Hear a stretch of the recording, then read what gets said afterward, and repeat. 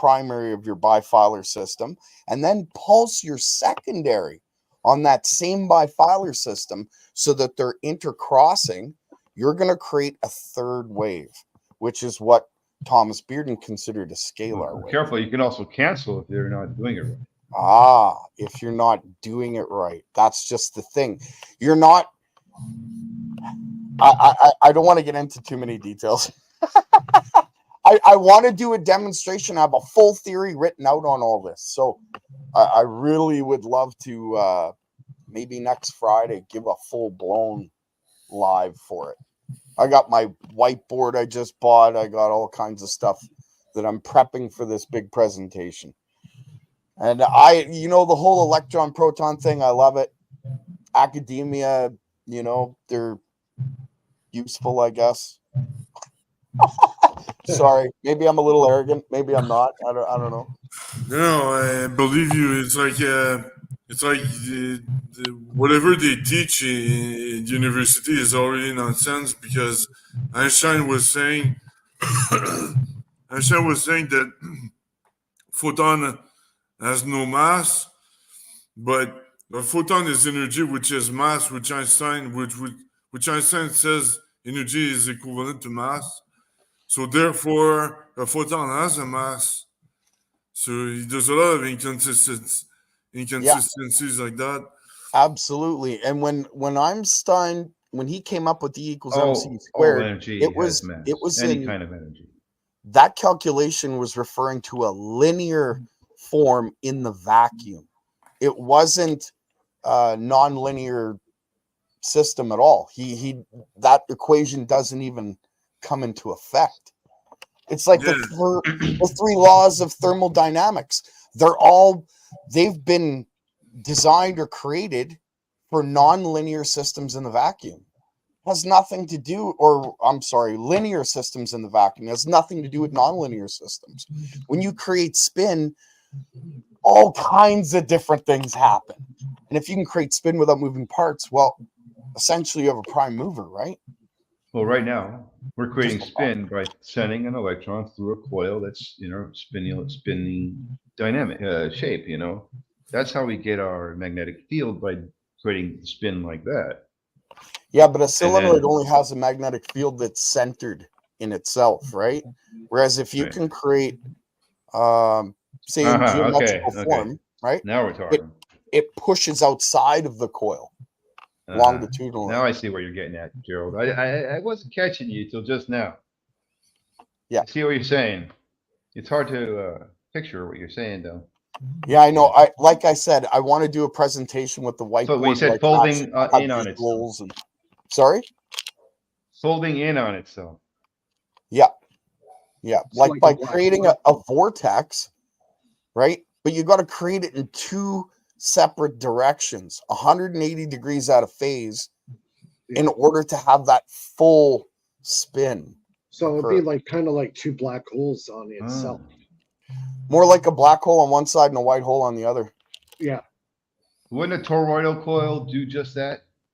A toroidal coil, most of the coils that I've seen that are being experimented with, they hold the field inside itself. In the center. And if you're looking for levitation, or if I got you. It's in the center. You want it on the circumference. Yeah, you want it on the circumference of the coil itself. And describe how you would go about it.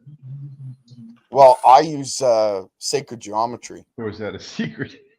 Nah, I don't know about a secret, but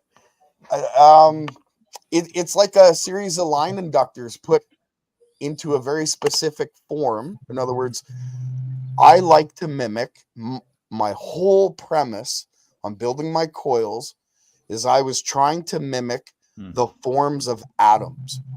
So like the hydrogen atom and that's totally true. If you can keep the field on the circumference, you would definitely have a strong magnetic force, much stronger if you can keep it on the circumference and not, and it's such a narrow field. It's stronger because the field is more evenly spread out, whereas in the toroidal coil, the field's in the center and it's compressed and very narrow. And Yeah, that's why you don't have any lift. But if you have the field evenly spread out like a ceramic magnet, is more even field than a neomagnet. With sacred geometry, what I found is this coil system produces not only AC but DC as well. So in the center of the open cord bifilar system that I use, it's the magnetic field is 5 to 10 times stronger than it is on the outside. But the outside produces a ton of voltage as well, like magnetic field wise. So it's a system of the way that electrons flow around the wire, and it compresses it into a specific field. I don't think it's the electron at all. I think the electron's a bit of a fiction thing. I personally think it's electrostatic dielectric perturbation coming from counter space and gravitating around the wire and spins around the wire. I agree 100%. I was trying to put it into words in a way that that didn't sound like I was using electrons and protons and all that other crap that I don't believe in. But, you know, who am I? I'm just a guy in a garage, right? No, like Sal Paez says, no guy in a garage is going to find this thing, but I don't believe that. Tesla said he didn't believe in the electron theory. It is a dielectric perturbation on the wire. Just like Thomas Bearden states that it's a dipole. If you can create the dipole and keep the dipole going. Yeah, even nowadays, they can't even tell why an electron is not crashing into the nucleus of an atom. They don't even know why. I know, and they come up with the near field, and it's possible the near field and the far field are pushing against each other. Well, because I'll tell you why. So many because there's so many other. Want to puke. The reason why electron never goes and implodes onto its neutron is because there's so many other. Let's call them entities, or formations of whatever that are needing electrons. They need that electron, so it donates. The electron is always donating to create balance. I think if there's an electron, it donates itself. When you need to slow down the RPM of something that's high, you give it an electron, it slows down. I think the term electron was just a term that they came up with to explain away the fact that a field surrounds a wire when electricity is running through it, and it doesn't surround it. If it's too slow, you can speed it up with an electron. I missed that part. But so when the electron donates to something else out there, so in whatever. Well, see, like I said though, the electron's just a term to understand the field that surrounds a wire while electricity is running through it, and it's the way that the field flows around that wire that defines how the field will be overall in a system. Yeah, because remember, as they interject or they intertwine around each other, they become an even stronger field. They multiply, or there's a multiplication factor in there. That field, right? That's the magnetic field, but that was generated by the electron. Go ahead, so Mike. The magnetic field. I think that field that flows around the wire flows very much like water or gas. Yeah, that's the magnetic field. That's what Tesla talks about. He says electricity flows like a gas. Yeah, I agree. But again, they use the electron cloud reference in order to understand that. But personally, I believe it's just a way of throwing off inventors. Because when you start playing with all this stuff and you start building, like I've built every freaking bullshit free energy device there is on YouTube, I'm telling you, and none of them worked. But when I started doing Tesla's patents, man, the stuff I began to see. Yeah, the stuff Tesla builds is tapping off the natural world. And that's the whole basis. It's available energy. But you have to build a fishing net for it using electronics. Well, Nikola Tesla started using sacred geometry before he died, like in his last experiments when he was using coils, there in his notes talks about it. And I think Thomas Bearden was the one that completed his work in this sense. I mean, I know there was many before him and many that may come after him, but Thomas Bearden nailed it, man. The way he explained how it works and everything blows my mind. Gerald, remind me, how are you powering your coils? Was it AC, DC pulses? What was it again? DC pulse. Are you just pulsing one frequency or more than No, one? I'm using two separate frequencies, two separate channels. Well, if you're interested, I can't even begin to tell you what's happening. If you're interested in some really handy Arduino code, it's in the private chat. That will help you. Yeah. Yeah. You know what? Oscillate. I don't use Arduino. I'm trying to go as solid state as possible. And if you look Arduino, at it's solid state. have you guys been watching the gravel flyer stuff, like by the old man? Yeah. He calls himself old man. Yeah. Old man builds. Yeah. Yeah, the old man. That guy rocks, man. I'm telling you. He got it. He's explaining it quite well. Yeah, actually, he knows what he's talking about. I'll say it like that. There's a better system than the gravel flyer that hasn't been shown. It's out there. But the old man builds, he's got his thumb on the pulse, man. It's only a matter of time before he gets that thing to fly on camera. If he doesn't have it flying already, because he's got the principle down. I'm actually surprised that YouTube hasn't cut his nuts off for it. Maybe that's why he's not showing it yet. Yeah, maybe. Right? Sorry, I'm being a little straight up tonight, Mike. Maybe I should reduce it. No, that's fine. You know what? It's true. Well, Gerald, if you ever get around to using the Arduino, it has like 7 output pins. You can trigger 7 different devices. But with this code in the private chat, you can trigger each one at their own individual frequency. It's quite simple code, and it took me 4 hours to find it. And if you want to save yourself some time, it's in the private chat. Because this is what you're going to end up looking for when you do end up using the Arduino. It's the only code that you're going to want to use. Because everything else, oscillates the pins in sequence, and you don't need that. You need them to oscillate independently. Yeah, I get what you're saying. I found a way of oscillating my system without using electronics. Well, that's non-solid state. You know what I've been using that actually really helped my circuit? I will put a 1K ohm resistor right after the capacitor. So what it will do, it'll force the capacitor to max out on its charge. When it maxes out, it forces its way out like water. It's like picture a garden hose and you squeeze it. So what's going to happen now is pressure is going to build up behind it, or in that the is my hamburger, man. Right? So you build up that pressure inside the capacitor, and when it goes to zero resistance, it releases. Damn, releases everything. So I got a circuit that I have to show you, Mike. I'll maybe I'll send you a video, or we'll do it after private. But it involves a 1K resistor, a diode, and a capacitor.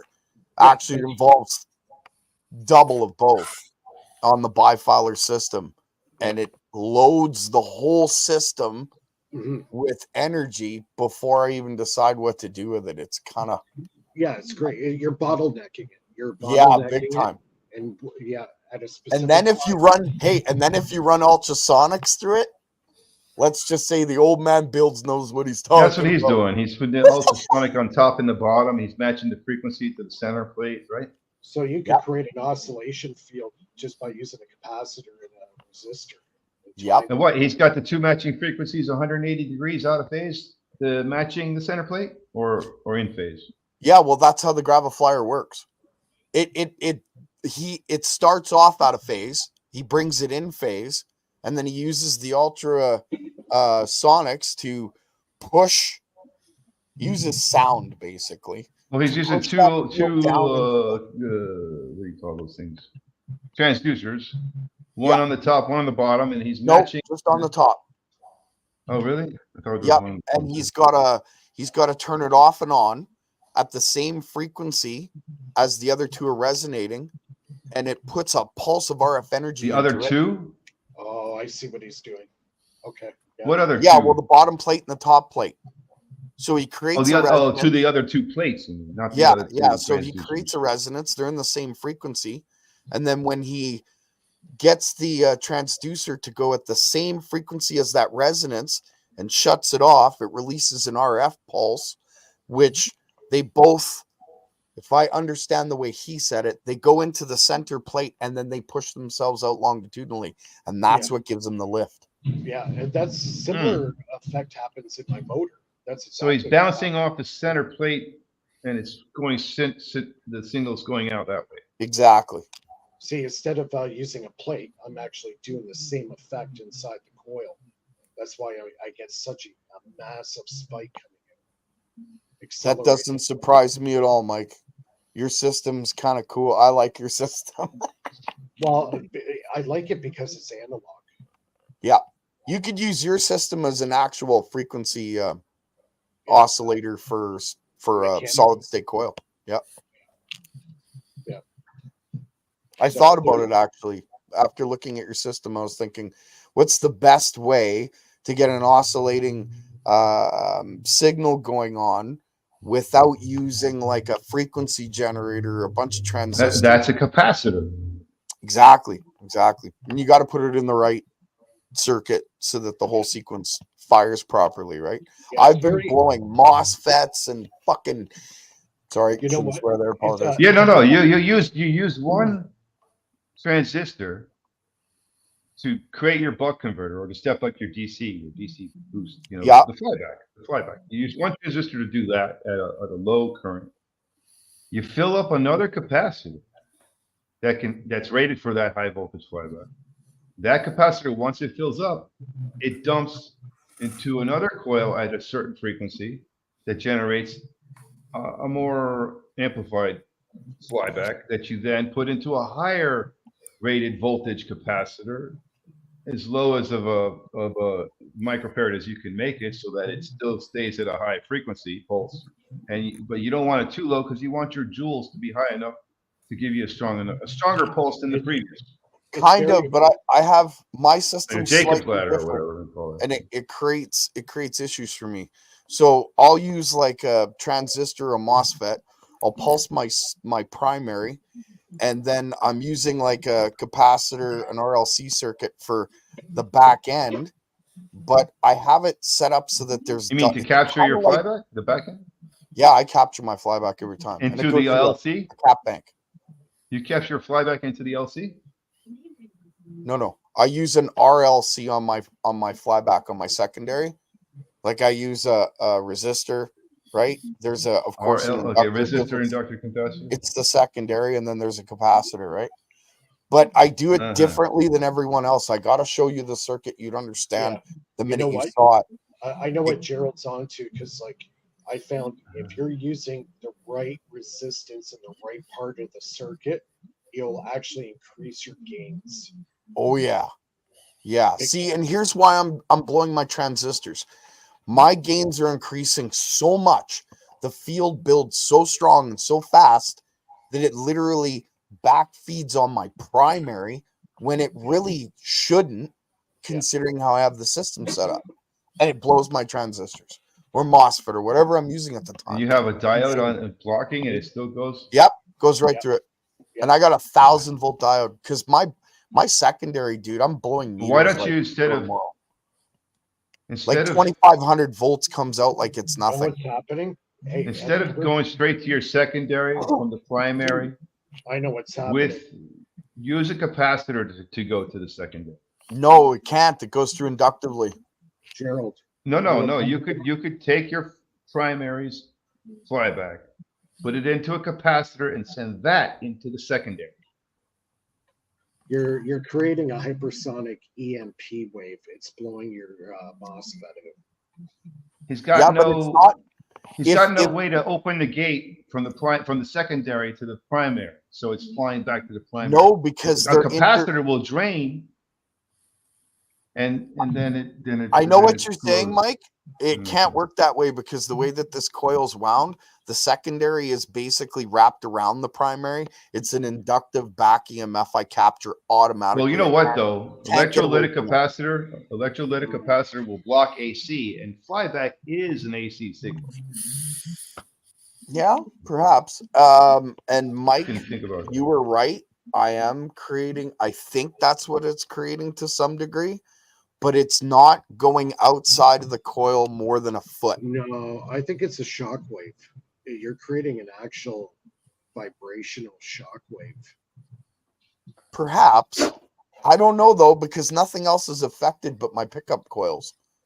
Well, it could be very small, but or like small. Are you insulating your heat sink from the collector with a mica or ceramic insulator?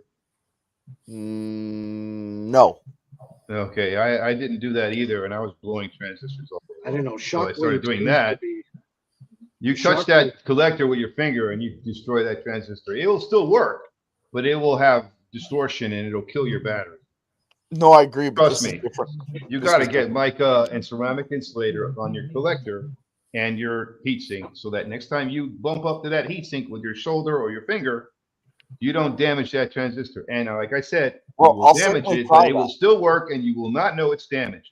But I'll certainly it will try still that, work. but I think that Mike might be onto something up there. I'll try what you're saying, Yeah, but I think there's Just brushing up against that heat sink that's not insulated from your collector, even if you're wearing rubber shoes, you're gonna create some distortion now in your transistor. It will not be operating 100% anymore, but it will still operate, and you will not know for a while until it just goes out. And I just keep coming back to some form of ultrasonic feedback or shock wave. yeah, that's the transistor yeah, already it damaged. rings. It's still running. You just don't know it's damaged. Hey, it Because rings. you did not insulate your collector from your heatsink. No, Yeah. Mike, you don't understand. This coil will ring without iron being in it.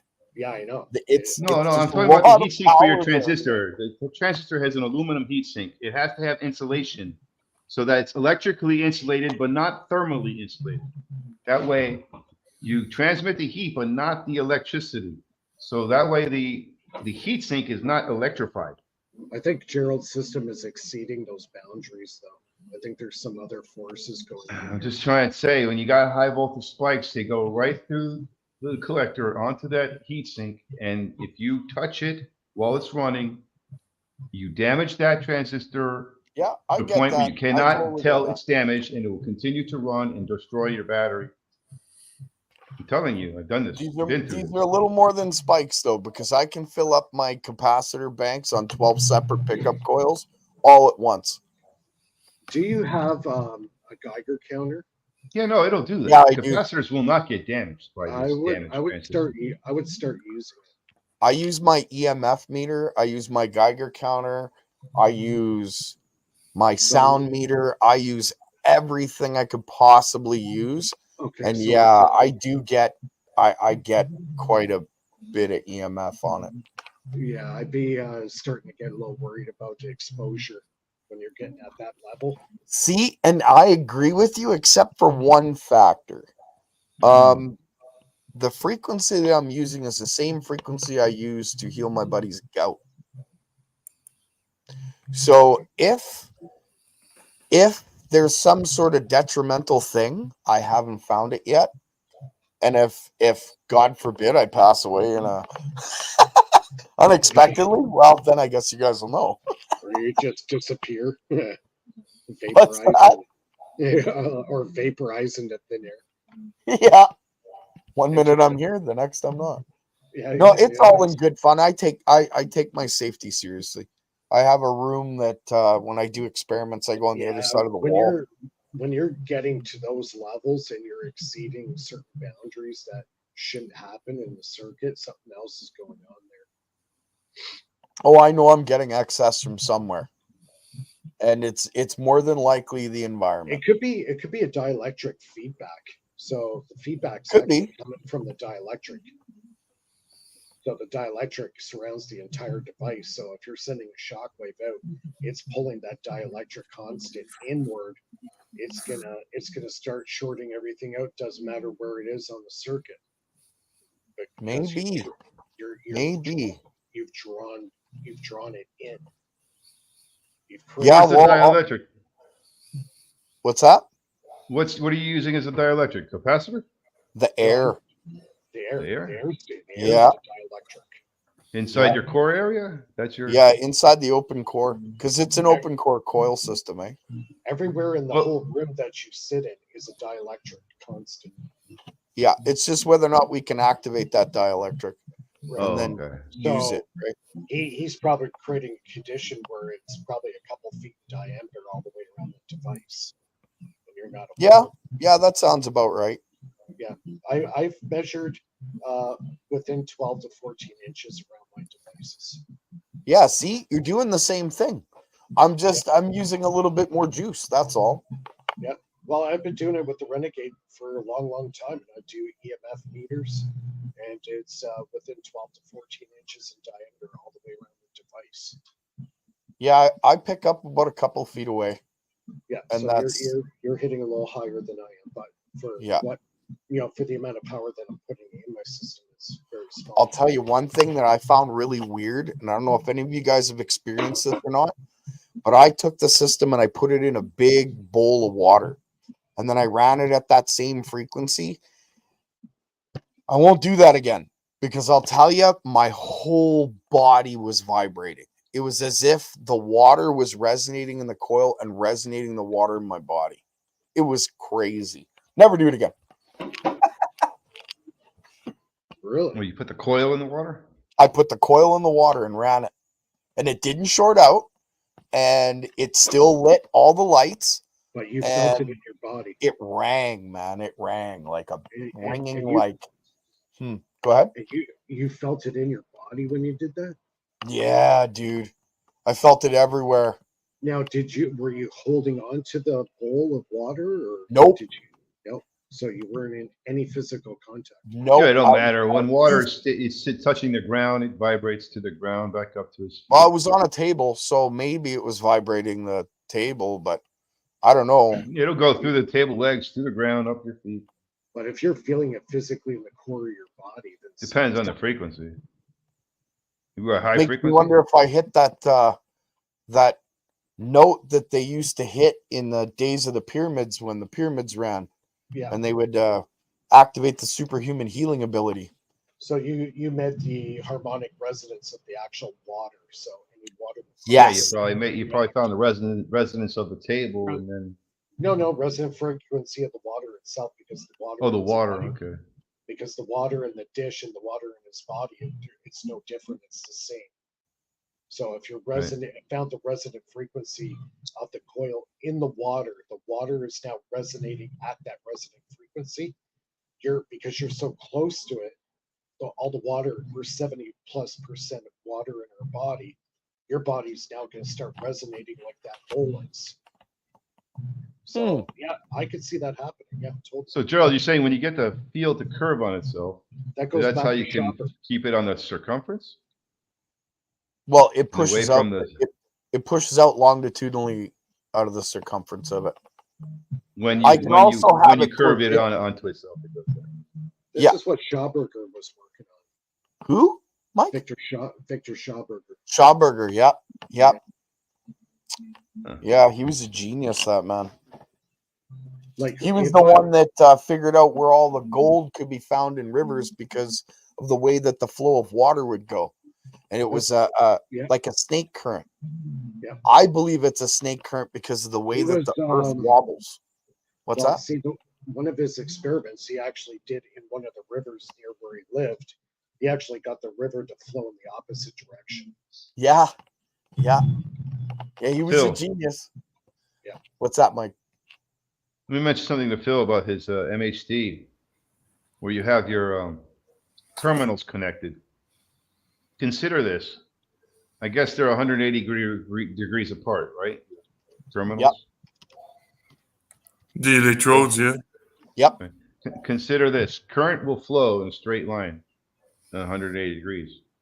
If it's round, it'll go like that. But if you put one terminal at 180 degrees and another terminal at 90, current will create that angle. You know, consider that. Maybe. At 90 degrees. Yeah, because you want to create spin, more spin. So having a 90-degree angle between your two terminals, the positive will flow in that direction, 90 degrees, kind of, you know. Instead of 180 degrees apart, the current will go straight. But if you have them 90 degrees apart, the two terminals, the current through the gallium will it'll take a shorter distance, you know. It won't go to all the, you know, whatever. But it's just something to consider. Yeah, I should try it out. I couldn't figure out why. It don't have to be 90 degrees apart. It could be 45. I mean, I'm just consider using those different degrees from Pythagorean angles, like 108, 45, 90. Instead of 180, 180 is also a Pythagorean. It's not an angle though. It's really a straight line. Yeah. But yeah. Thanks for the heads up. I didn't try all configuration. I just tried the current flows through the gallium from one probe to the other. Yeah. And that will also influence the gallium's flowing direction or whatever. Yeah, I just tried to reverse the polarity, and that's all I tried. And I tried to see what would happen when the gallium is at solid state.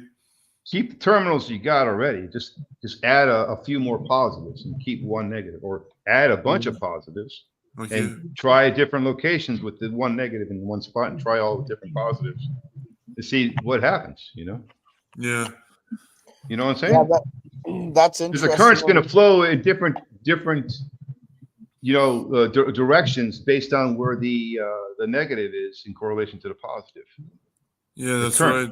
And depending on the direction of the flow of the gallium as well. When Gerald was talking about curving in on itself, that just occurred to me. Yeah, thanks. I wonder if my coil would spin gallium when it's in its liquid form. That's an interesting thought. Is gallium magnetic, Phil? No. So then no, Gerald, it will not. It has to be. Yeah, but is it electrostatic? It has to be electricity. The electricity will spin the gallium. It's conductive, but it's not magnetic. Not the magnetic, coil does both. It's not just magnetic. That's the thing. Well, I mean, the fields coming off the coil is magnetic fields. Well, I understand that, but my coil system produces magnetic fields, but only to a certain frequency, and then the magnetic field goes away, and it's still producing power. How do you know that? Because I use magnets to test it. To tell? Well, hold on. When you get to a high frequency, you can't feel the magnet moving anymore. It's still there. Have you ever held a magnet in your hand? Yeah. You can't feel any movement at high frequency, but it's still there. You really gotta really focus. I don't know. They say that magnetic fields go away after 20,000 hertz. No, you just don't feel them. They're there though. It's there. It's just a higher frequency that you cannot feel. Like you cannot hear, you cannot feel. Maybe you're right. I don't know. It's like guys, I'm just gonna head for a high frequency. You know, you can't feel it. It's too high of a frequency. Slow it down. No, I get that part. I totally get that part. But that's just the thing. I'm just saying. Are you sure that's not what you're doing, and you're just not feeling it, but it's still there? No, I'm not absolutely sure. You're right on that one. I'm not absolutely sure. I don't know. Right. So the only way to know without holding a magnet to feel it is there's this other tool where the magnet's loose and it spins. It's tool. Yeah, I know what you mean by that. I don't have that tool, but that's what you use. And even at high frequencies, that won't even spin, but it'll shake. It'll like shake. It won't spin, but it'll shake like subtly. And that might give you an indication that you won't feel that, but you could see it possibly. Okay, so when I'm doing experiments, and I don't know if meters can detect that higher frequency at a low amplitude. Well, I put 4 compasses, one on each corner around the coil itself. And they won't detect that either. It's too high a frequency. They won't move to that either. Mine does. Well, at a lower frequency, they'll move. But you Nope. get like high. High frequency, I literally separate the fields. You can see the north field. And I mean, south. the needle might shake just like the it might shake, but it won't spin because it's too fast for it to spin, and it can't handle that speed of spin. Oh, I get what you're saying by that. Yeah. But by the way, did you guys know that you can spin it up slowly from slow to high RPM, high frequency. But and it might spin that. Bernie, how's it going? Bernie, what's up, Bernie? How is everyone? Good. I'm coming to Calgary this summer, Bernie. You know, the 100% way, Gerald, to tell if there's a magnetic field there without relying on your senses is another coil and an oscilloscope, just like a pickup coil. Then you'll know. Yeah, I get that. I have pickup coils that surround my vortex coil, and I pick up just a sensor, just a coil just to pick up where the field is, how strong it is, and well, yeah, but like I said, then you'll know for sure what's going on. Even at high frequencies, you'll know if the field's there or not. I also use compasses, and you can see where the magnet, like the North Pole and the South Pole split. You can see it. Shows it perfectly, even at high frequency. But by the way, did you guys know that the magnetic field is just a frequency times a constant, and that constant is 9.4 times 10 to the 9 kilogram per coulomb. So I'm just saying, a magnetic field is just a frequency as well. You know, yeah, like, and it's only like up to a point, right? Yeah, and then everything changes. And there's then the magnetic field goes away, and it either becomes static or it's just. If it's not me, if it's just me, or just let me know. But is it just me? But does it seem like slower frequencies just naturally tend to have more amplitude than higher frequencies? They have more magnetic amplitude, it would seem, yeah. But well, not lower frequency, yeah. I know they're more likely to travel through matter. You know, they seem to also have more amplitude to them, in generally speaking, than a high frequency. Well, the amplitude is more like superposed waves, like energy. It's a higher amplitude, but it's more energy density. It's a larger wave, so it the amplitude it's locally more easily measurable. Yeah. Not with the system I'm using, though. I get higher voltages at higher frequencies because I capture all the back EMF, like every bit of it. Say that again. You get low frequencies. What's that? What did you say now again? You get what? Low frequencies? High frequencies. I get more power at high frequencies than low frequencies. Right. And because I capture all the back. Oh, of course, because you're multiplying your duty cycle. Yeah, actually, my duty cycle, believe it or not, it's only at 1% when I'm trying to generate. Right, but at high frequencies, you're creating multiple of those 1%, and that is giving you more amplitude. Yeah. Most people use like 50% duty cycle on a square wave. I use 1%. That's all I need. In fact, I get more power out of 1% than I do out of 3 or 5, which is kind of crazy, but lots of fun. Yeah. 1% is 1% is like a very quick pulse. Very fast. Yeah. Sorry, haven't been around lately. Just been setting up my silk screening shop and new print shop and dealing with some stuff, but I will be back to fully streaming next week. And we'll do the real science and try to combine this with what Mike has going on here. Faraday, if you can, turn up your volume a little bit. It was really low. Oh, is it? Is that a little better? Still low, though. Still low. I gotta get a new mic. I know. I gotta get a new camera. I've been procrastinating. I'll tell you. Right. Remember, the current's going to flow from one probe to the other. So wherever you put that probe, you create that angle. The second probe from the first. I have 12. Yeah, I forgot about the mechanical part of it, but Yeah, good Yeah. point. Keith. Mm-hmm. And you don't need it to go. Maybe you get more effect by just having the transfer of power go a shorter distance, and it's than a longer distance. Maybe it's more effective that way. You don't know until you try it. Yeah, but don't forget as well that the ring of metal, the zirconium ring, the current is spreading through that ring as well. You know what I mean? So You're using the ring as an electrode? yeah, Right. It's going through the ring, but it's also going through the gallium. And no. Hold on. If you got your probes on the ring close together, the current's not going to go through the whole ring. It's going to go from one probe to the next. The path of yeah. least resistance. There's an inner ring and an outer ring. Between them, there's gallium. So I have two electrodes, one on the inner ring, one on the outer ring. Right. So the inner ring, you just keep that probe where it is, and you add multiple probes on the outer ring. Yeah. And you just change what's the outer ring, positive or negative? Well, I flipped it back and forth. Right now, Because you just however you want to. Okay. Well, let's say Yeah. you're using the outer ring as positive, and you put multiple positives on the outer ring, and you just try different positive locations. Okay. My And you keep your battery is still negative working. in one location because it's too hard to put multiple negatives in the inner ring. You know what I mean? Yeah. Is that a it's- crystal? Sorry, guys. This is my battery cell's still working. I started up at the beginning of the month and it's still working. And I actually have been able to do a recharge on it.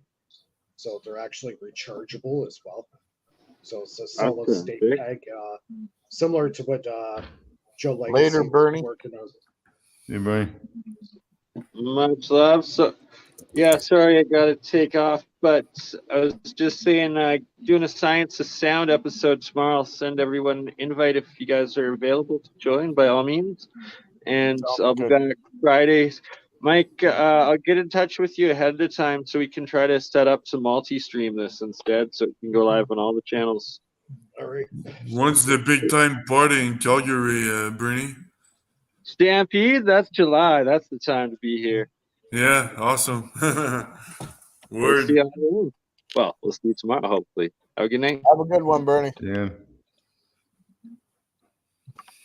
So, Mike, you were saying your crystal cell has been going for the last how long? 3 weeks? Yeah, since pretty much the 1st of April. Is that the peg cell or is that Yeah. This is the peg cell. Yeah. nice? So I 3D printed 3D printed each cell. I got 4 of them in series, and the light's still working. As you can see, I can recharge them if I want. They're rechargeable. Yeah, totally dry cell. So I got the main. So the composition is the peg material, polyethylene glycol 3350, manganese dioxide, sodium bicarbonate, and basically a few strips of magnesium on the anode. Nice. Is sandwiched together with the aluminum, and then on the other side is the carbon graphite, where the red. Some guys are vac packing them, and they seem to be getting more out. I don't know if that helps. Mine seemed to be working. They were going a little slow on me, so I just hooked it up to a 9-volt battery. She went back up to full power within 5 minutes. Nice. Yeah. Did so you see they're- Joel's concrete one? Yeah, I seen that. Yeah. Those cells you can charge them up too, huh? Yeah, I've been able to charge this one up. I made some crystal cells, but you can't charge them. They just you give them water. Yeah, you could give put it up. water, but I'm letting these ones, specifically to dry out completely, and I think they're completely dried out now, and they're still working. What do you think's holding the charge in there? Well, it's a combination of the peg material, the manganese dioxide. Yeah, I was gonna say the manganese dioxide. Yeah. What's the PEG material? What's PEG stand for again? Polyethylene glycol. Oh, that's your insulator? A laxative. I'm Yeah, using a it's your laxative. activator. It's Yeah. your electrolyte. Yeah, so you It's just buy your the electrolyte. laxative. Yeah, it's a laxative. The Alaxis Yeah, battery. it's a laxative. You know what? Hey, when you're making That's that it, jelly try not to type put too much on your No, fingers. it's powder. It's powder. powder. Yeah, it's powder. Oh, dry. So that's your dry electrolyte. Yeah, it's dry. Everything's dry in this. And You turn it into a- the peg is what's holding the charge, I guess. Okay. It has capacitance, yeah. The dry powder. Mhm. Yep. So I've got the anode and the cathode. They're within about 3 millimeters apart. And the surface area, the how wide the cell is, that's giving me my current. So Yeah, your amperes. when I first hooked it up, I was getting about 1 amp out of each cell. Nice. Yeah, it's a over unity device, so Yeah, well, 1 amp at 1.5 volts, that's 1.5 watts. Yeah, but if So- you could put those in series to 12 volts, would you not get like 4 or 5 Yeah. amps? I don't know. That's Yeah, kind of a You well, get about 15 watts at 12 volts. I got 4 cells in series right now. and that's 1.5 volts at 1 amp. Yeah, like it goes down. Like I think this is working more like what Yeah, Joel about was 8 talking watts. about. Yeah, It's worth it. It's more of electrostatic, almost like a 8 watts. Zamboni. It's like a Power it's like goes a down? Zamboni. You got 8 Right. watts. But That's light. all it's night still long. going like it'll go down very low, but it's still putting out power. Like it's still putting out enough current to keep the light going. Like And you don't have when- to add water. You just it runs dry. I could add water to it and it would spark up again, but I want to dry it right out. See So how if the it power works. goes out, an emergency, you don't have a way to charge it, you just give it water. Yeah, just a couple drops of water on each cell and you're good to go. And there you have 8 watts, 6 volts, lights up a light. Well, when you put a load All on night it, long. it pulls it down. All you need is water. It pulls it down, but don't forget this is a very small cell compared to, like, say, a car battery. Right. That's why you get. Yeah, but that's enough to have light, at It's night enough to- during a power outage, Well, it's enough to charge a regular capacitor or battery or run a clock or, some small device or whatever. But I think I got it at the state now where it's actually running off more like a quantum tunneling. If you built electrostatic. a suitcase, if you built enough to fill up a suitcase, then you're looking at about a couple hundred watts, maybe 200 watts. See, And, the big test with this is I'm going to leave it exactly the way it is for a few years and see what happens. Oh, I wanna Mike, see- I told you, I built crystal cells. They're 10 plus years old. They don't corrode. As long as you use the silicon, what's it called? Silicate? Or sodium silicate as your, to coat your copper, and there's no corrosion.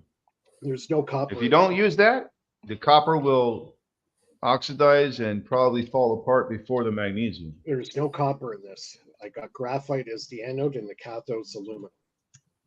Okay, then you put your whatever on the aluminum, whatever. What did you use on that? I put magnesium strips. about No, 4 what or did you 5 use of them.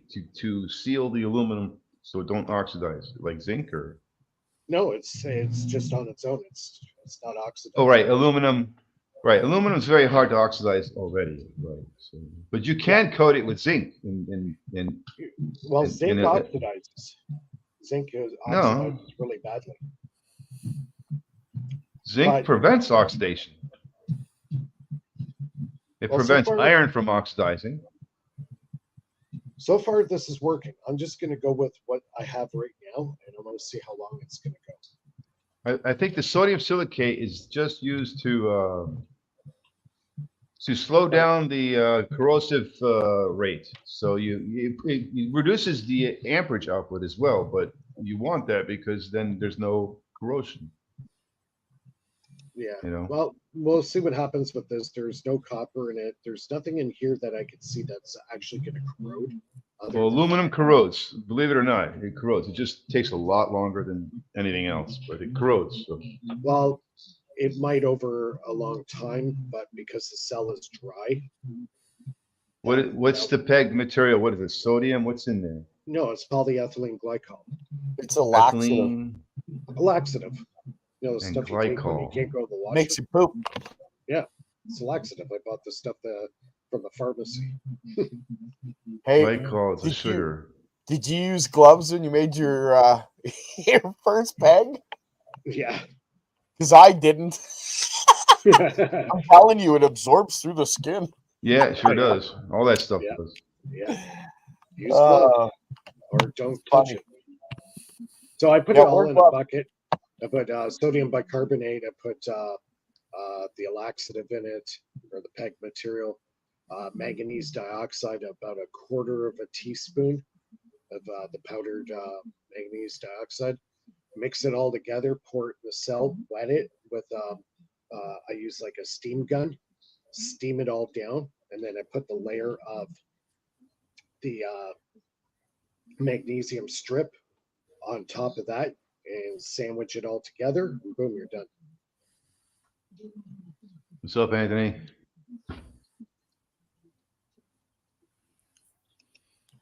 So yeah, I'm it works phone really you. well. So it's still lighting up. I wanted to test to see if I could actually charge it using a 9-volt battery, and it works.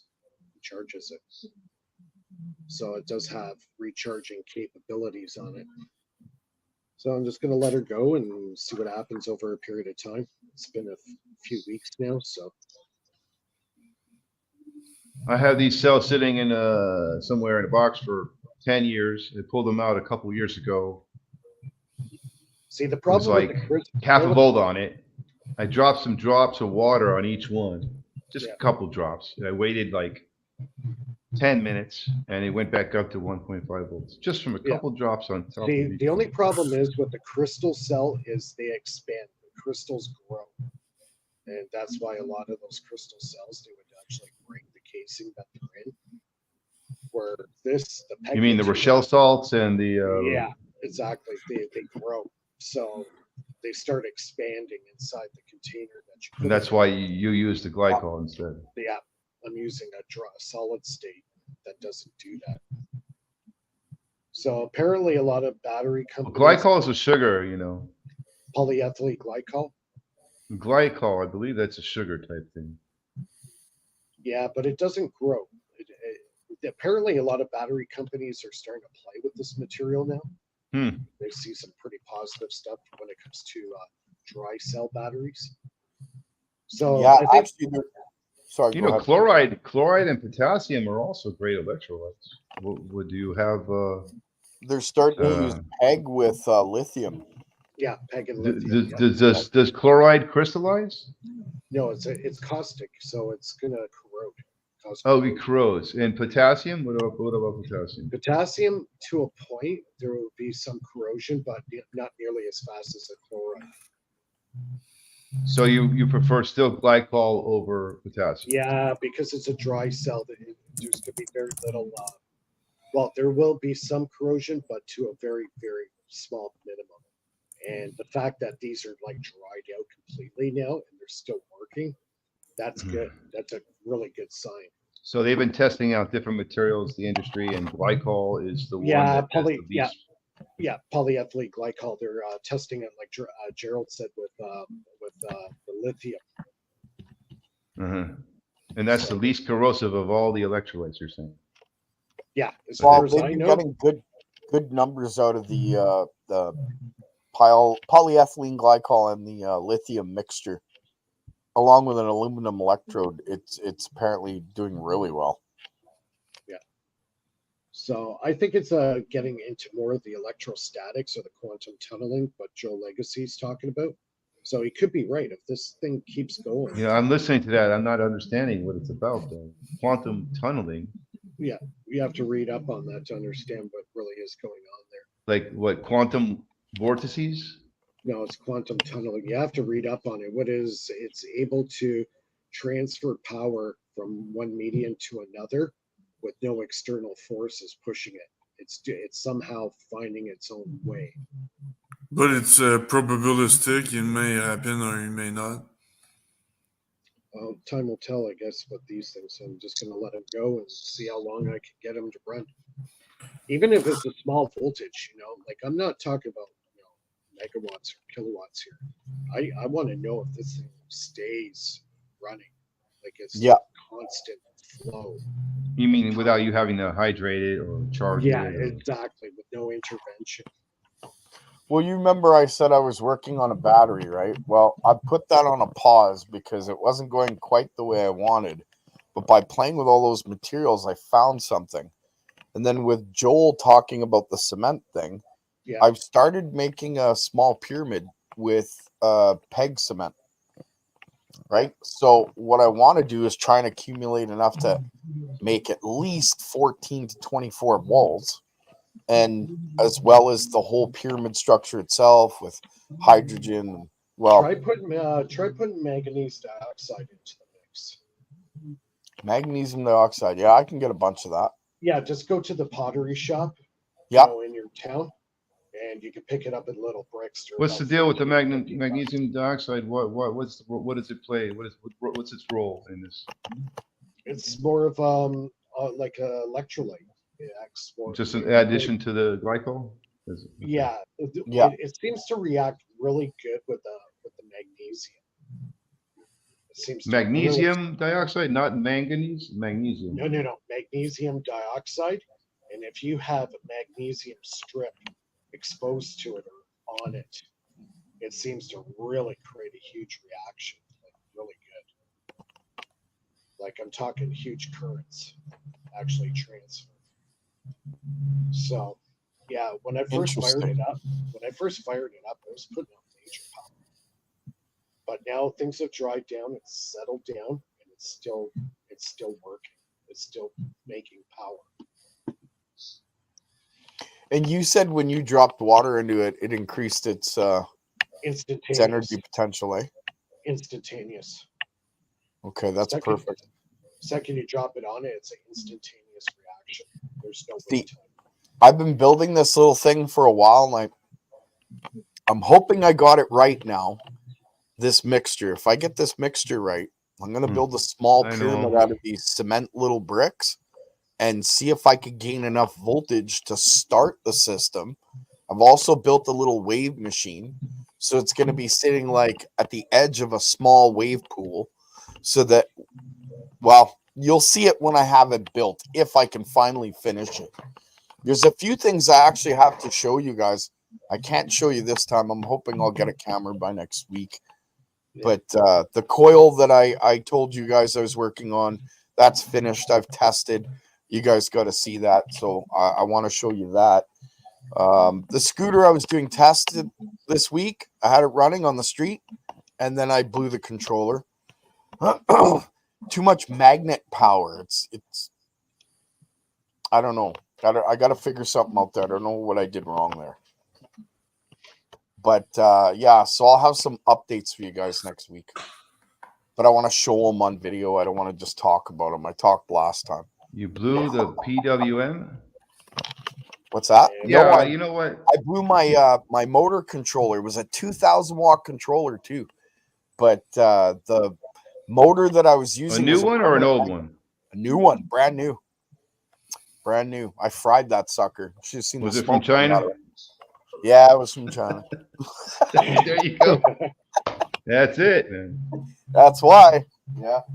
I found another company, a guy out of the States. I'm going to try using his motor controller, and hopefully that'll work. How much do those run for?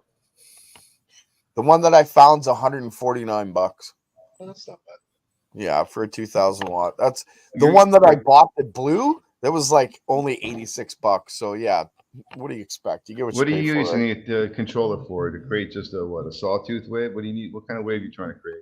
No, I had it running my electric scooter, but I was using a permanent magnet alternator 3-phase to run it. Right, it was a brushless motor controller, but and you needed that controller for your speed control. Okay. Yeah, but it just couldn't handle it. So that's life. Yeah. That's what experimentation's all about. Blow it up and get something new. Try again. Why not just use a straight up Variac? Because I can't plug Variac in when I'm running, right? Yeah, it's a little on the street. Yeah, it's a little big and a little hard to hold it while you're driving the bike. Yeah, turning it up, right? I get your point. Yeah. Good for testing. I could just see you on your bike with this Variac in between your legs.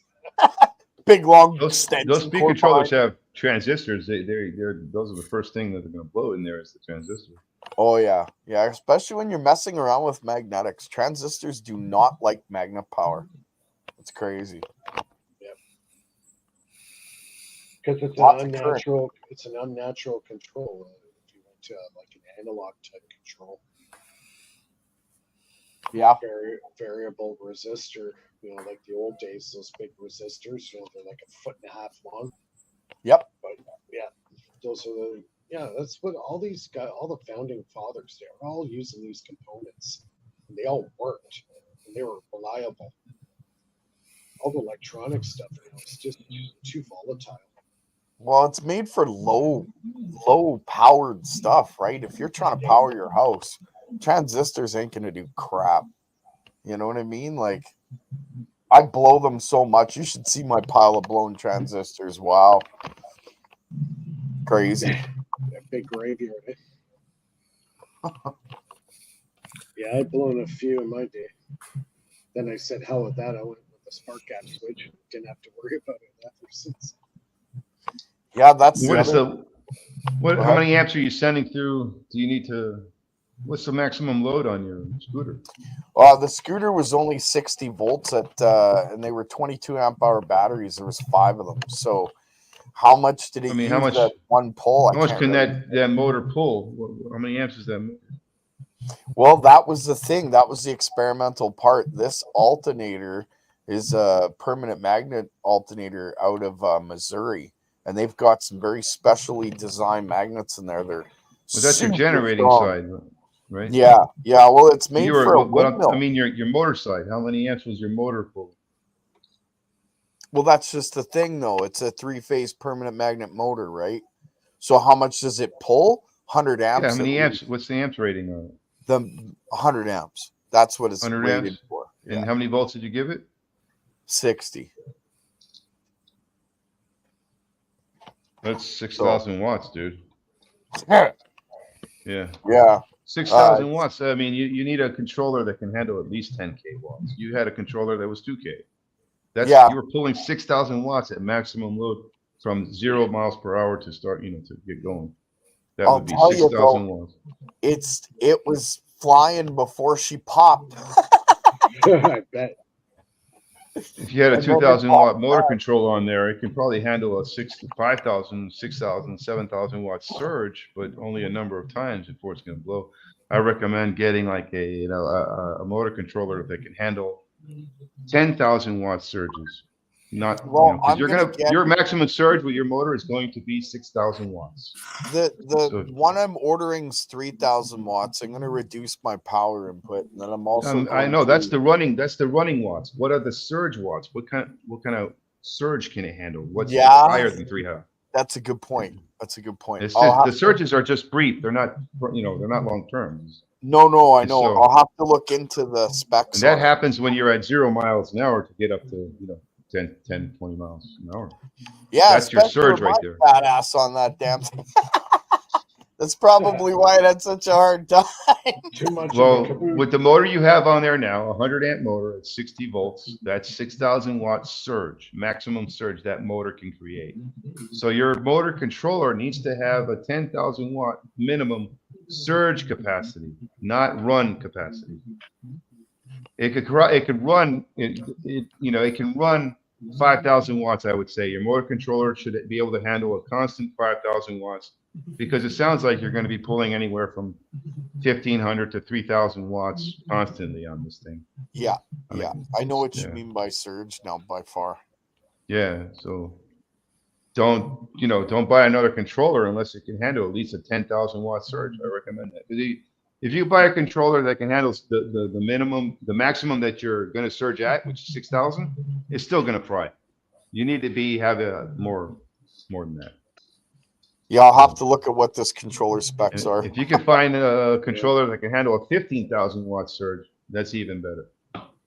Yeah, you have to. Because you're never going to reach 15,000 watts. You're going to reach 6,000 watts, but every time you do, you're going to heat up your thing. You'll have to look at the thermal cooling on it. You might have to add an extra fan. Yeah, it might even upgrade the heat sink on it too. Yeah, upgrade the heat sink, add a fan to it or two. Yeah. If you get a nice thick piece of aluminum, you don't need no fan. Well, it was a big, thick piece of aluminum, but it didn't make a difference. That's because, there you go. The motor was pulling. You didn't have enough MOSFETs on there to handle the amps. I fried that sucker like it was, marshmallow. Smoked it. Yeah. It was fun. One day they're going to come out. I mean, I heard they're coming out with transistors that can handle like 100 amps or something. I mean, I've seen them like that. Yeah, actually, there's one that can handle 200 amps and it goes high speed, though. I think it's 180 volts, but you're right. It's not high speed at all. I don't think you need high speed for this. No, you can do with that. You don't need a high speed transistor for this. Yeah, the transistor's like $36 or some crazy thing like that. Yeah, but it'll never blow. You're not wrong. It'll only blow if you don't have the collector insulated properly or something. Not from heat though, because it's 100 amps. Yeah. And you're going to have at least 4 transistors running this controller. So that's 400 amps. You're going to be well protected. Because you only have a 100 amp pull on a 400 amp controller. Yeah, you're not wrong. That's how I'm gonna play my with stuff I like haven't that. given up. I don't give up easily. I just, I'll keep working at it. I'll get it eventually. I'll either get it or blow up a whole bunch of controllers. Have a graveyard. What are you gonna say, Phil? How much was the 2,000 water? It wasn't much, $86 or something like that. Yeah. Still though, I would strip that one down and see what components you can harvest out of that. I'll try, but the last one I tried to strip down was full of that black, whatever you call, that crap that's in there. Yeah. So, that's what I do. Sometimes I'll find some circuit boards, and if they're garbage, I'll try to harvest what I can off. Oh, I've got 4 boxes of old computer boards. I got to pull all the gold off of still. Yeah. Gold's worth it now. It wasn't before, but it is now. Yeah, what is it, about $2,200 or $2,300 an ounce? $2,350 last time I checked, but it could have went down. It's fluctuating a little. But still, that's a lot of money. That's a chunk of change, yeah. Oh, there was an old device. Speaking of which, I'm glad you brought that up. There was a device that was made by Al Serjanka, the guy that was hanging around Bedini back in the 80s. He made a magnet that can lift gold. Yep. I saw that. I saw that guy. I'm subscribed, but he's not making videos, so I'm not getting any notifications. From who? From the guy that did that. I can't remember. Oh, he's dead. He's dead. He died years ago. He has a channel. I know who you're talking about, Mike. You're talking about Jeff Williams. No, John Serjanka. He was the guy. No, yeah. He was the guy who had it. Bedini saw it, and he wouldn't let anybody get near it because when he used it. Well, it must be somebody else because I saw someone on YouTube do the same thing. I think he was replicating that guy's stuff. So Mike does. That was Jeff Williams and Mike Faraday. You're absolutely right. Yeah. I think you're right, Jeff Williams. That rings a bell. It's dangerous. That thing can make you very sick if you use it around you too much. Yeah. But it could also help you find a whole lot of gold. Yeah. Why would it make you sick? The frequencies it was putting out was very very bad for the high amplitude. Yeah, because it had to resonate with gold, right? Yeah. So it had to be a high energy, high frequency. It was a special core. It was a cylindrical core. It was not solid. And it was a quite large device, just about really tall, about 12 inches tall, huge coil on it, and a special core. The core was the key. Interesting. Yeah, it was not a solid core. It was, I believe, cylindrical. Very interesting. Did you still have the low frequency wave emitter? What's that? Remember the low frequency wave emitter that you put in your bedroom? Oh yeah, I'm still. I kind of put that one on hold right now because I got a couple other things on the go. But I'm still working on it. Yeah, but just not like fast. For sleep? Yeah, it's a oscillator that runs while you sleep and it creates a ringing noise, and you focus it in on 528 hertz. Yep. And it helps your dream state, makes you sleep better. Well, when I come out there, I'll make you a specially designed coil for just that. I built one for a friend and they still use it. They love it. They turn it on 5 minutes before going to bed and they just let it run while they sleep. Yeah. Me, I sleep like a bear, but my mom would definitely want one. Yeah, that's awesome. I'm coming out to Ontario this summer.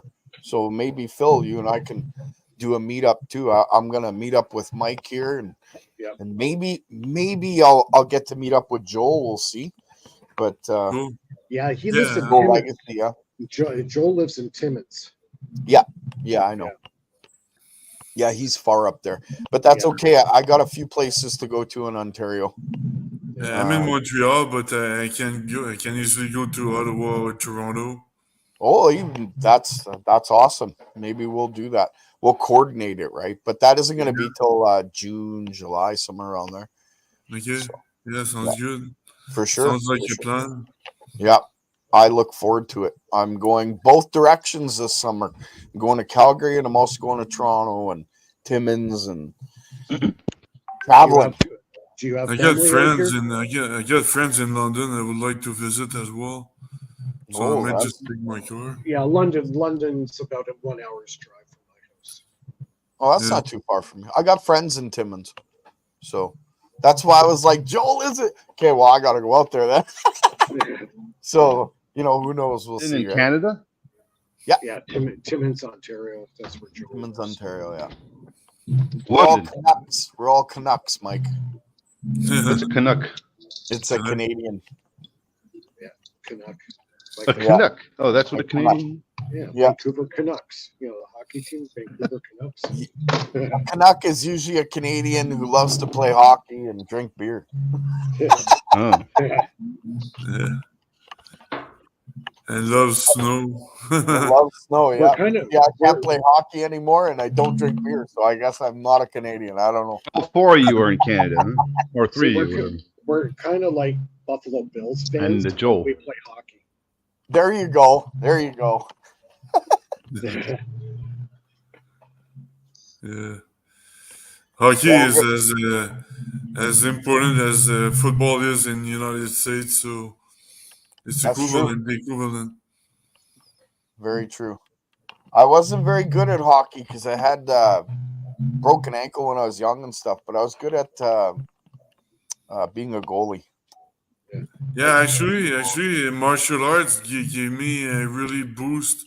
Taekwondo gave me a huge boost in strength in my legs. To when I was playing hockey, I would have like an awesome skating outburst. I would outskate everybody. Yeah. Because of my legs, that would build in Taekwondo. So it's good to mix sports like that together. So you take advantage. Yeah. I played. That's what gave me the ability to be a decent goalie, because Muay Thai, and I did Taekwondo, and I did a few things.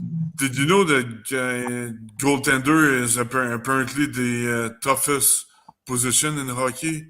Really? I thought it was the easiest.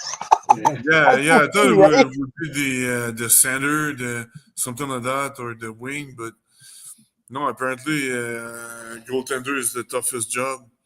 Well, you got a puck flying at you every 5 seconds. Yeah, like 90 to 200 miles an hour. Yeah, but you got to be pretty quick and anticipate the guy's moves when he shoots at you. Yeah, watch everybody. I played league hockey for 16 years. There you go. But look at the coach, Patrick Roy. He's coaching the New York Islanders right now. And look at Martin Saint-Louis, who's coaching the Montreal Canadiens right now. Yeah. And Patrick Roy is way better. He just came in the NHL. He's a former goaltender. Yeah. And St. Louis is a former center. Yeah. And Patrick All Roy these is guys. leading the team to the playoffs already. It's the first year. Are they gonna take it though? It makes you wonder. Yeah. So Why don't all the players have the face mask? Only the goalie has it. I mean, Well, that they puck wanna flies look cool. everywhere, you know? They It's want hard to to look see the cool, puck. I guess. Yeah, You know what I'm saying? Hard. it's hard to see the puck with a helmet on. You Or only do all the players have the face mask, or is it just the goalie? just the a goalie. Yeah, because that thing's flying at you, man. It hits you in the face. Everybody's wrong shooting way, in your right? direction anyway, right? Yeah, So Crosby, Sidney Crosby got hit in the teeth by the puck 2 or 3 times. So he lost his teeth by a snapshot 2 or 3 times in the face. He wasn't the goalie though. He didn't have a mask on. That's why. No, yeah, but I mean, they want to look cool. So losing teeth in hockey it makes you look tough. Turns It's into a veteran. it's a trophy. You know what's funny is if you go look back at the players back in the 70s, like almost all the players had like no teeth. Yeah. Exactly. I'm still missing one. I still look like a freaking hockey player, I'm telling you. Because I lost the plate. I have this right in the front of my face, man. Like I'm missing this tooth. I had the plate for it and everything, and the plate broke and I lost it. So now I still look like a hockey player. Yeah, cool. The hockey smile. Yeah, that's it. What was it, Lanny McDonald? He has that famous shot. If you watch the old Alumni, he has that one where he's smiling and there's just a big gap there. He's all proud of it. Yeah, he's like, yeah. There's nothing there. Yeah, that's a Canadian hockey player right there. Lanny McDonald. There's a few. Even Gretzky too, that got it a couple times in the face. Yeah, but Gretzky was rich enough to actually go get his teeth fixed the next day. No, that's a name I recognize. Gretzky. Wayne Gretzky. Yeah, I met him once. No biggie. He's just like everybody else. I'm not even a sports guy, and I recognize that name. Don't you do surf over there in Florida, Mike? Yeah, I tried all the sports. I don't know. I don't like watching any sports. I don't mind playing them. Yeah, same here. I don't like watching them. Yeah, but other than the playoffs and things like that, I like to watch the playoffs. But the playoffs are different. That's an excuse to get together with your friends and yell at the TV. Yeah. I'm strangely unamused by watching sports of all the sports, and I'm totally having a great time playing any one of them. I don't get it. Yeah. No, that's normal, man. That's the way it should be. But the whole world loves watching sports. I don't get entertained at all. Yeah, me neither. Just great, he scored a goal. Oh. Well, see, that's the thing, though. When you grow up in Canada, you're not in the game. What does it matter? You know, it's like you're not playing. You growing up with football in the States, right? It's like potato chips. Everybody does it on the weekend. You know what I mean? So, yeah. Well, I guess I could see if you play that sport, you know, a lot. Like I never played any one sport a lot. I just tried them all, but never played any one of them consistently. Yeah. So maybe that's why I don't have soccer. I played the most of, but still not consistent. Like I pretty much grew up playing hockey. I was on skates at 2. You know, already playing in a league at 4. Yeah. Yeah. You know, I was already playing in a league at 4, and just kept going. Yeah. It's like in California, the people over there, they start surfing at 3 or 4 or something like that. Yeah. Yeah, that's a common thing out there. Yeah. I can see if you play the sport year after year consistently, then eventually you're going to be to the point where watching that sport on TV means a lot to you. I never got to that point, though, you know, with any one sport. No, you never. Or you know, all the statistics for me is the same thing. I'm in a hockey pool right now, but I don't even know all the statistics and who has the most goals and all that stuff. Oh, I totally I don't lost. gamble. I don't gamble. Man. You gambling? Gambling on hockey? Yeah, well, I Everybody mean, gambles on hockey. It's common. yeah. Now I see I why you don't, guys like though. to watch it. If I was gambling, yeah, I'd be watching more. I don't gamble. Yeah, I Yeah, mean, every time I Paul, gamble, it's like giving away money. That's all it is for me.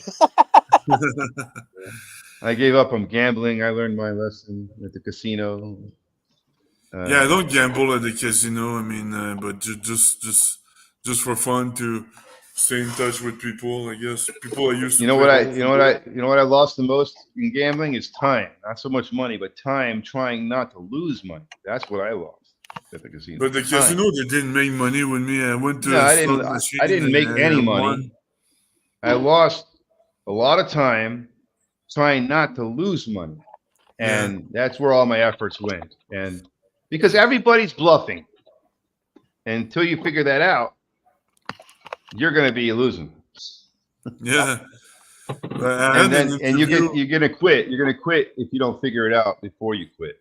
And that's what happened to me. I quit. I figured it out after I quit.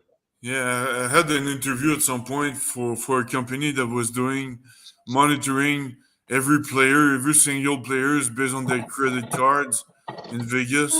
So Yeah, they they're all know bluffing. They're faking their cards. They don't have yeah. what they acting like they got. They know everybody's background over there, and they know if you're good or not. They know who you are. Really? So yeah.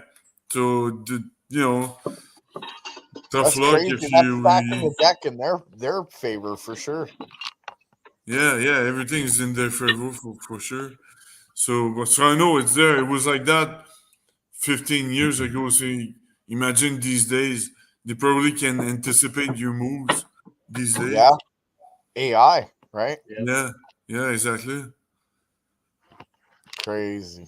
Well, there's some players that actually have been banned because they win too much. So Yeah, those are the ones that are always bluffing. They're bluffing everybody. They look right in your eyes. I got it. I got the cards. Yeah. Yes. They convince you right at the table. They have their ways.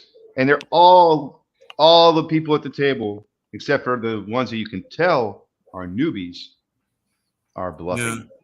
Because once you get out of the newbie seat of gambling with cards, you become not a newbie, but a bluffer now. Not a pro, a bluffer. Unless you there's no other skill in poker other than bluffing, because you can play your cards, but if you're not counting how many people are sitting at the table, you don't know the odds. Yeah. And you can't bluff until you know the odds. And all the people that are not newbies, they know the odds because they're watching one thing: how many people are sitting at the table, and then from there they deduce how can I bluff. Yeah, because, but they you have to count the cards to no, they're not holding any cards most of the time. 9 times out of 10, they're bluffing.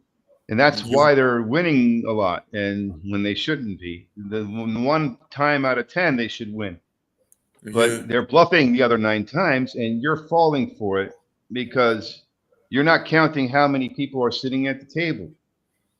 You didn't see when they just dealt that next hand that somebody just sat down.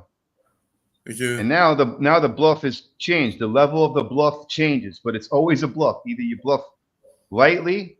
When there's few people at the table, the odds are great the odds are very good that you're going to have good cards.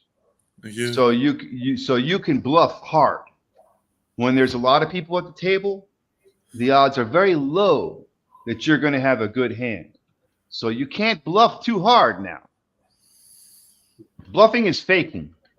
Yeah, and everybody knows you don't have the odds because they can see how many people are sitting at the table. So when you're sitting there bluffing really hard, trying to fake everybody out so hard, it's obvious that you don't got shit because there's like 20 people sitting at the table. And if you had something that good, it's highly unlikely. Yeah. If there's 2 people at the table you got more chances of getting those good cards, those aces. Now, like there's 20 people at the table. How many aces are you going to get in your hand? You'd be lucky to have one. Yeah. You see what I'm saying? Yeah. So how hard can you bluff when there's 20 people at the table? Can you guys? And that's hear me where I now? messed up. Yeah, I can hear you. Can you? My camera's Yeah, freaking out and doing stupid stuff. It keeps trying to turn on its own. I think I'm gonna have to bail on you guys tonight. I'm sorry. Yeah.